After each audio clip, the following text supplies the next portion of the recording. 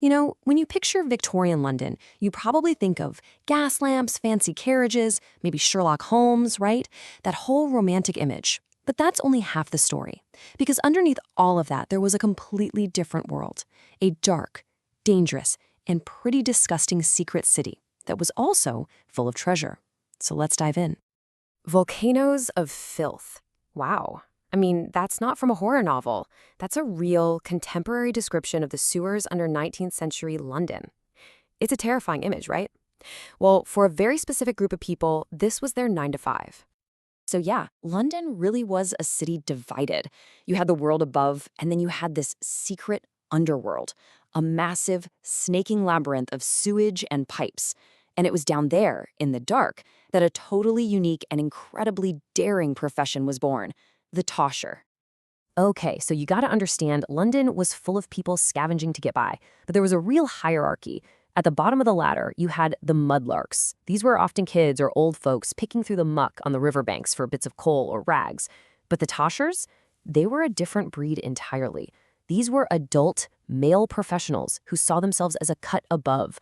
They were hunting for the good stuff, coins, jewelry, valuable metals, what they called tosh, in the most dangerous workplace imaginable. So how did they do it?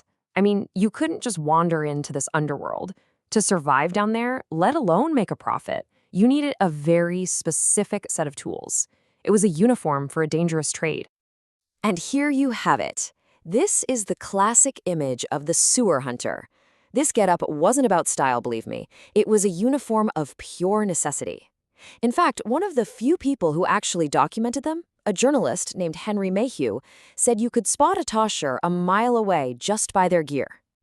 I mean, just look at this toolkit. Every single piece tells a story of survival. That greasy coat, it was tough, and it had huge pockets for stashing whatever they found. The bullseye lantern was strapped right to their chest so their hands were free to work.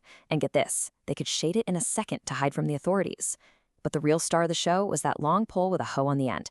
It was their lifeline. They'd use it to test for soft ground, to dig for treasure, and even to pull themselves out of a deadly spot of quicksand like muck.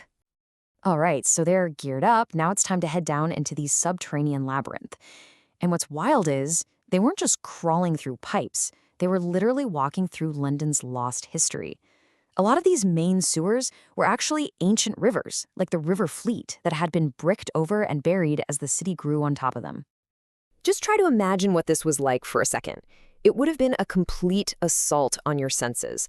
The constant roar of water echoing from somewhere in the dark, a smell so bad they just called it foul air. The floor beneath your feet just a thick sludge of, well, you know. And all of it in near total blackness, except for that one little beam from your lantern. And the tunnels themselves were a bizarre mix. One minute you could be hunched over, walking with a cricket neck in a tiny passage just 5 feet high. The next, the tunnel could open up into a massive 20-foot-high chamber that looked like a cathedral, with this beautiful, intricate brickwork that almost nobody would ever get to see. But yeah, they weren't down there to admire the architecture. This was a hunt, a dangerous hunt, for treasure in a place that was, quite literally, a death trap, with a dozen different ways to die. So, hazard number 1, the air itself. You couldn't see it, you couldn't always smell it, but pockets of toxic gas, like sulfurated hydrogen, would just collect in the tunnels. Take one deep breath in the wrong place, and that was it. Game over. Or, as one person at the time put it, instantaneous death. Next up, the very walls around you could kill you.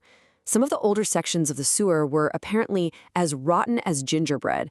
You could brush against a wall, and the whole thing could just collapse, burying you alive in bricks and filth. No one would even know you were gone. But maybe the most terrifying hazard was the clock. Twice a day, every single day, the tide from the River Thames would rush back into the sewer system, and it would fill the main tunnels right to the ceiling. If you lost track of time, took a wrong turn, there was no outrunning it.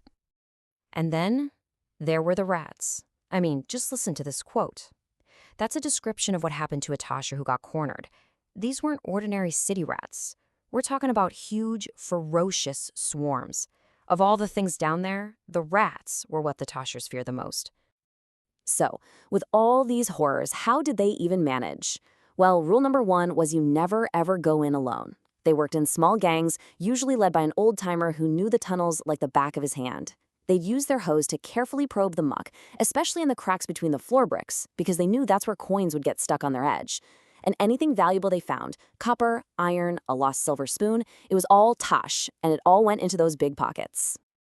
Which brings us to the big question, why? Why on earth would anyone risk all of this?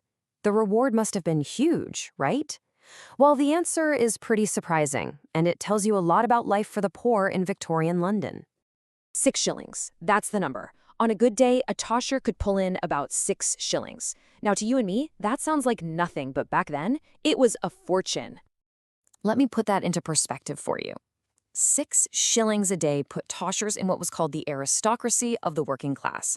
They were making more money than a lot of skilled workers, like carpenters or bricklayers. In their world, down in the filth, they were rich.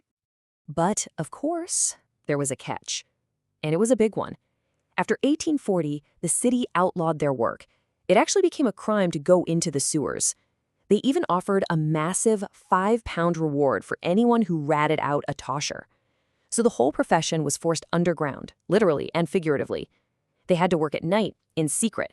As one of them bitterly complained, the authorities were worried they'd suffocate, but they don't care if we get starved. The golden age of the tosher couldn't last forever. As London got more modern and organized, the secret world they explored was eventually tamed. But the tunnels they walked, well, a lot of them are still down there. And they have a pretty amazing legacy. So here's kind of how it all played out. In the 1850s, you have Mayhew documenting the 200 or so toshers at their peak. Then, by 1875, this brilliant engineer, Joseph Bazalgette, completes his massive modern sewer network, which made the old system way more controlled. Fast forward to 2016, and London starts building a new super sewer. And today, you have urban explorers, kind of modern-day toshers, going down into those same Victorian tunnels to document their history. And here's the kicker, the really mind-blowing part. Over 2,000 kilometers of those original brick tunnels that Bazalgette built, the same kind of tunnels the Toshers risked their lives in, are still in use today. They are a core part of London's infrastructure, an incredible feat of engineering hidden right under everyone's feet. So it really gets you thinking, doesn't it? The Toshers proved that London was a city built on top of another, older, secret city. And it makes you wonder about our own world. In a city of millions today, what treasures, what stories, and maybe what terrors still lie forgotten just beneath our feet?